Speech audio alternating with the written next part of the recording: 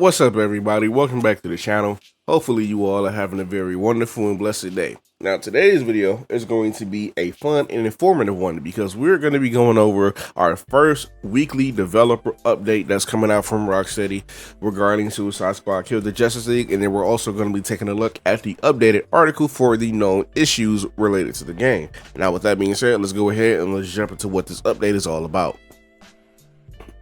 Developer update February 16th. Hello people in Metropolis, it's been another busy and exciting week here at Rocksteady. We've launched our first post-launch patch and we're also preparing for the release of our Season 1 Q Joker memes. But more importantly, the team is working incredibly hard on bug fixing and improvements. You've all clearly been busy too. We've loved seeing the in-game busting builds that you've been putting together, the insane displays of skill as you master the squad's traversal, and the hype moments as you take on the Justice League and Brainiac. For this update, I wanted to address the reception to the patch as well as our thoughts on the effect that it's had and what we're currently working on and what we're looking at to work on in the coming weeks.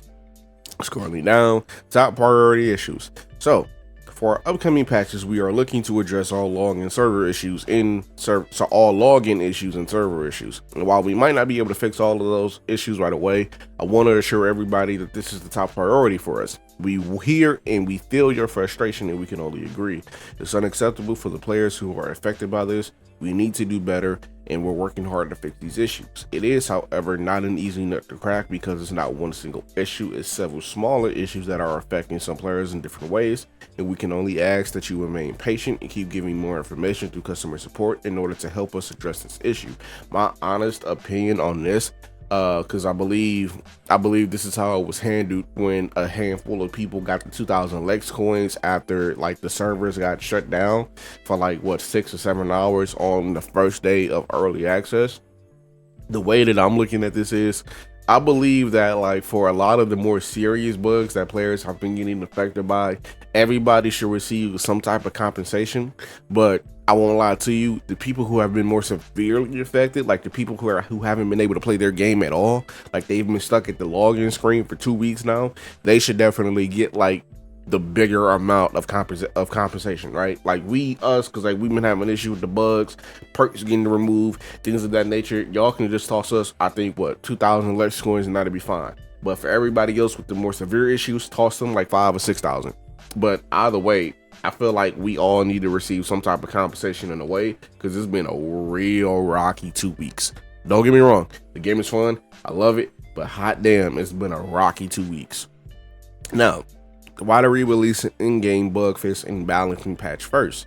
Balancing code can be done by design teams with little to no need for code support. Login issues and server issues are sadly not something that a designer can fix. However, we don't want to delay changes that can be implemented quickly and will improve parts of the game. So while we understand that you might wonder and be frustrated around priorities, please keep in mind that we have different teams working on different issues in parallel. Rest assured, our engineering and network code teams are dedicated and completely focused on fixing network issues, and at the end of the day, we don't want to delay changes that we can make and believe will improve parts of the game.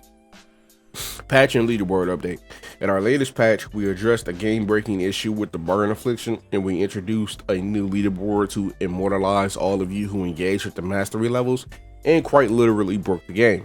If you open the leaderboards in-game after the patch, you will be able to change the filter and view the Finite Crisis OG villains, which is what you all are, the OG crowd, the Trailblazers, the OG villains.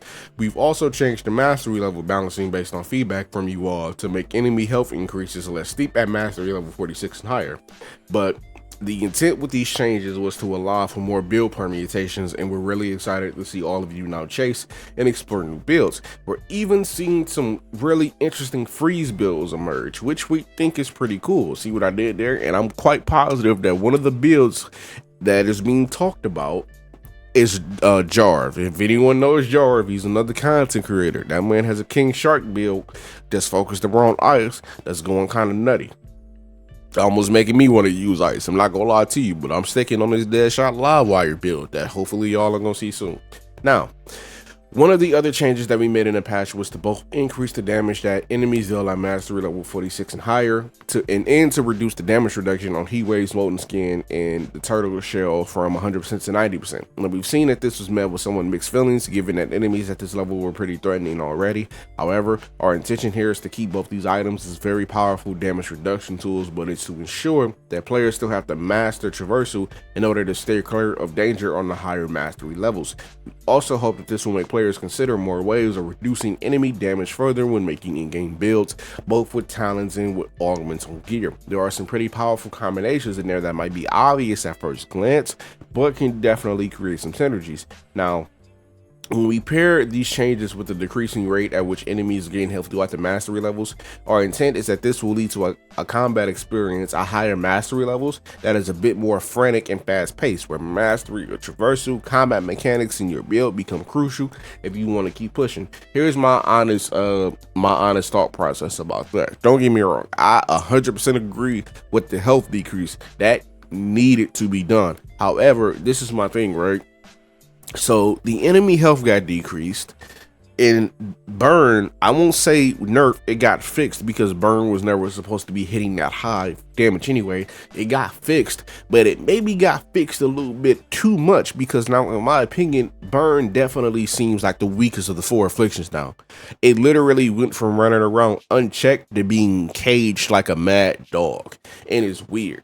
And speaking on the damage of the enemies, don't get me wrong, at higher levels they were already hitting like freight trains, so I don't understand why their damage was upped more than what it already was. I personally believe only their health should have been touched, but the damage scaling got touched as well too.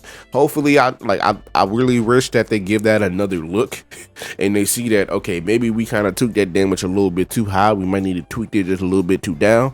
But I mean, it is what it is, right? Now, what's next?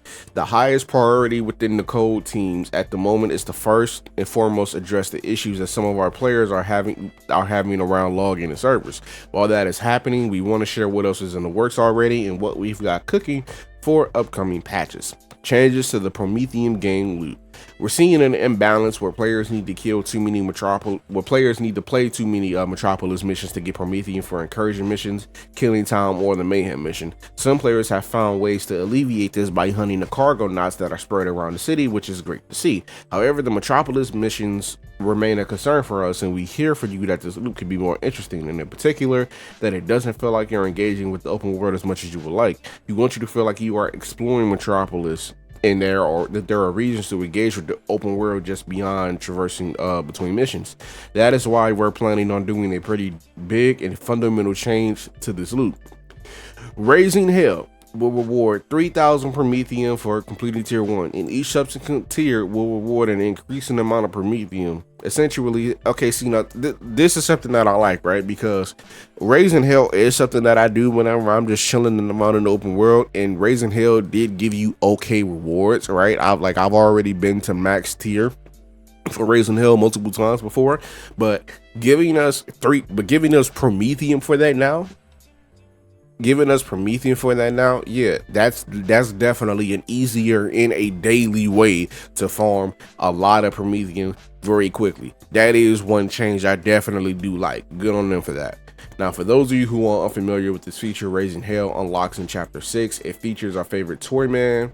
Your nickname is starting to rub off on us though. I confess I initially wrote Toy Boy, and it revolves around annoying the heck out of Brainiac and Metropolis. There's a set number of objectives to complete that tie into both our combat mechanics and exploration, and once completed, you face off against one of Brainiac's hit squads. We're also planning on giving these hit squads a bump so that they drop better loot rewards. Yes, give us Infamous and Notorious. I think that's the one thing you maybe don't get out of Raising Hell, which are Notorious items and Notorious and Infamy. Give us some of those, and that, yeah, we'll be fine. We'll definitely be fine. Now, we hope that the change will mean that you all get to explore and engage with Metropolis in new ways. Mutator balancing, boom, and affliction immunity. Okay, now I just want to keep in mind, I have not read this yet. I have not read these patch notes yet. Already, Mutator balancing, boom, and affliction immunity. The reason why I hate the boom modifier, right, is because, keep this in mind, two of the game's main team right now, because we don't have any other characters yet, two of the game's main cast, which is Harley and King Shark, they are in a very dangerous place every time they need to go and get shield, because the way that this whole thing works, right, Boomerang and Deadshot can shield harvest from a distance. Harley and Shark have to get in your face in order to do so. In this boom modifier, whenever you kill an enemy, they explode, damaging both allies and enemies all around them. So let's say, for example, if you only got half shield and you trying to get more shield back, you will go and shield harvest them, and then the boom modifier will literally take away that half shield that you have just to replace it with another half shield. The boom modifier genuinely made shield harvesting very useless and damn near dangerous, because it could have just as easily gotten you killed. So let's go ahead and read this. Now, we've noted feedback from a lot of our players that certain mutators are frustrating to play with, and that they limit the options available to you in combat. The culprits are boom, and to a lesser extent, affliction immunity. This affliction immunity is definitely another issue. For those who pretty much don't know how that works, how affliction immunity works in Suicide Squad, in order to apply an affliction to an enemy, you have to crit them first, right? If you don't crit them, you can't apply the affliction. Now, I first wanted to talk a little about the role of mutators in in-game overall before I address these certain ones. Mutators are supposed to act as playstyle changers, points in the mastery levels where you need to reevaluate your build, which is why they're mostly made to synergize with certain builds or afflictions. Having said that, we appreciate that boom might be restricting the way you can play, especially when playing as Harley and King Shark. Hold up. Wait. I just said this, bro. I literally just said this. It's Harley and King Shark. This thing is so difficult. All right. We are therefore considering excluding suicide strikes and shield harvesting from triggering boom, so that you can still use all your abilities, but will still have to consider your positioning carefully when taking on enemies with your other. All right, W change. That's a W change right there. That's a massive win. I mean, I would rather just not have the boom modifier in game to begin with, but excluding suicide strikes and shared harvesting, oh yeah, no, absolutely, that's wonderful. That's a W change, because that's primarily the only other issue with the modifier besides the modifier itself. Now, we are also considering modifying affliction immunity so that the effect will be removed from enemies whenever they take damage rather than just on critical hits. The hope with these changes is that the high mastery level combat will still require strategic play and positioning, but will open up the build and playstyle possibilities further. We love to hear your thoughts on these changes before they go live, so please let us know what you think. Lower tier legendary items or intention with legendary gears that it will be a viable part of in-game builds, and in some cases even be a cornerstone in certain builds, and in other cases will be complementary to items to the Notorious and Infamy set gear. Now, we're seeing powerful legendary items get a lot of mileage at higher mastery levels, which is fantastic. Mostly the stacked deck weapons, you know, the what's the one I'm looking for, the 15% damage that stacks up to 750 after each successive hit on an enemy. The stack deck perk, yes, that primarily has been getting a lot of, I would say that's getting the most love out of all the legendary weapons. However, we do think there's room for some of the lesser used legendary items to find a home with more experimentation. Some of these lower tier legendary items are not really being used in in-game builds, as they simply don't seem to be able to keep up with the raw stats that other legendary, Notorious, and Infamy set items have. We're taking a careful look at this, but before we action anything, we would really love to hear if you have discovered a legendary item that you think would be great in the build, but that you're just not using due to it falling behind in terms of damage output, or due to it being too situational or too hard to trigger and maintain. Let us know. Actually, you know what? Hold on. Give me 1 second. All right, so boom, right here. I got two weapons I specifically want to show you real quick. So this first one right here, fully loaded moonshot. Enemies killed by this firearm while afflicted explode and apply that affliction to all enemies within 10 meters. Now, this could just be me. This is personally a weapon that I don't see a lot in a lot of in-game builds that I feel like could definitely use a bit more love, because the moonshot weapons definitely seem like they will be busted in builds, like for example running with a craze build that's primarily just focused around spreading afflictions as much as possible. And then there's this pistol that I like. right? It's a pistol that I used to use on Harley. I might actually use it on Deadshot, but I got a different perk that I like right now. But the perk for this pistol right here, this weapon can damage scavengers, troopers, and bombers through their personal shields. It can also do full damage to the armor of corrupted tanks and choppers. This pretty much limits the need to melee hit, unless you're trying to set them up for a shield harvest or anything else like that. You can primarily just focus on shooting and countering, because the counter will break them and maybe everyone else around them, depending on what you might have on that build, but you can still hurt them through their shield without needing the melee hit them first, right? Now, granted, I know that does take away from the whole like point of having to melee enemies, but I do feel like this gun is also another one of those that could be great in the build, but it's struggling with a lot of other things, right? But that's it. Like that's the only two weapons that I got anything to say about. But back to the article. Thank you all for the feedback that you have been sending our way. We hear you and we see you. We're looking forward to sharing more details around the upcoming release of our first season soon, and it's going to be a laugh. See you in the Elseworlds from Axel and the Rocksteady team. Okay, that was cool. It was definitely some good things in this weekly developer update. It's nice to know that the next upcoming patches are completely focused to fixing the issues that everyone are having. The known issues, right? The current issues that we have in their status right now, because we're going to take a quick look at this. Steam players receiving a not in artist database when trying to invite other Steam friends. Workaround: set matchmaking open to friends and use the Steam overlay to invite players. Workaround 2: in the social menu, use the add friend option to search for your friend and you can invite them from their profile. Grenade gear slot becomes or remains locked after finishing Don't Blow It in chapter 2. Head over to Penguin and craft a grenade while in control of the affected squad member, then equip them. Firearm slot 2 becomes locked. Workaround: head over to Penguin and craft a weapon while in control of the affected member and then equip them. Pre-order deluxe Twitch items and missing or have not been added to an account. We recently implemented some fixes that should reduce the number of players with this issue, and further improvements are still incoming. However, if you are still missing your items, we advise you to contact customer support, and honestly, I would recommend y'all go and do so too, because I actually had the same issue with my King Shark, because I didn't get my King Shark outfit, but like I hit him up, I literally got like a response back the next morning and they gave me my skin. So like they definitely are responding to people. I can attest to that. Losing game progress. In some cases, we have observed that this has been caused after players have unlinked their WB Games account and relinked it to another. Game progress is linked to your WB account, so switching it will cause this process can be reclaimed by logging into the original account. Alternatively, if you continue using the same WB Games account, this issue should no longer happen. Players no longer seen incursion missions after completing killing time. Workaround 1: restart the game. Workaround 2: re-enter killing time and then exit back to Metropolis and the incursion should be available again.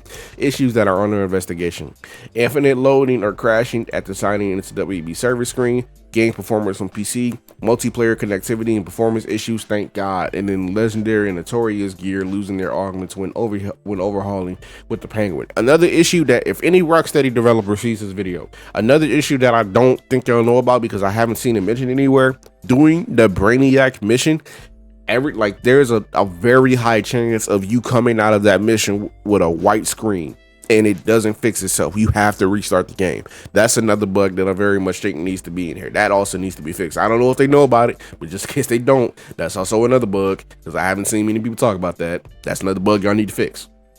Now, resolved issues awaiting release. Players blocked from increasing finite crisis rank or unlocking mastery levels after playing with a friend that's already going beyond mastery level 50. I also had that bug. I'm stuck at mastery level 50. Twitch drops not being granted to some players. Also note, this can be avoided by playing through the introduction to endgame and completing the mayhem mission before playing with friends at higher mastery levels. Ivy sometimes missing the cinematics. Players sometimes can't pay in their Promethium to play incursion missions. Players being locked out of finite crisis process after playing with a friend in higher mastery levels. Contracts featuring shield harvesting not being tracked correctly. Voice chat isn't working when matchmaking is set to open to public. Game crashing during shader optimization. Various achievements not unlocking on certain platforms. Loading into a game session since players are back to the seizure warning screen. Deadshot not animating correctly or appearing in the rival taunt screen of the members. Errors getting the EULA, and then Steam players trying Steam players which receiving the error not an Argus database when trying to invite other Steam friends. Okay, so all in all, I won't lie to you, it was a decent patch. This, I mean, sorry, not patch. This was definitely a decent update. I'm glad that they hammered home on the fact that, yeah, there's multiple teams that are working on different patches at the same time. So that's really the reason for why we haven't got, like, that's the reason for why we didn't get the patch we wanted first. But at the very least, it is the primary concern going forward. At this point, for me, don't get me wrong, like, it's great to hear all of this, but I'm still in a place where I actually need to see it. And as I said earlier in the video, I personally need to see this either before season 1 kicks off or when season 1 kicks off. Because I can tell you now, it's going to be a very tough time if season 1 launches and there are still people that can't play the game. There are still people who can't do multiplayer, right? I mean, because I tried to do multiplayer with a couple of my buddies the other day and we legitimately couldn't do damage. And I don't mean couldn't do damage in our builds week. I mean, as we couldn't do damage as it wasn't registering. However, I went back to solo and immediately I was shredding everything. So like that's definitely an issue. But all in all, this was a nice developer update. I'm looking forward to more of these weekly developer updates because, as they said, be it big or small, they're going to try to keep to their schedule. And it seems like the schedule for these updates will be every Friday. So, you know, that's a plus. You know, we get to end off the week in a nice note. But yeah, I enjoyed it. So that's going to go ahead and that's going to bring us to the end of the video. Let me know down in the comments below if you've enjoyed this developer update. How do you feel about it? Is it a W? Is it an L? What are your opinions on it? And again, if you've enjoyed the video, please remember to like, share, and subscribe, and smash that notifications bell so you won't ever miss out on any of my Suicide Squad related videos. And I will catch y'all in the moonlight. Peace.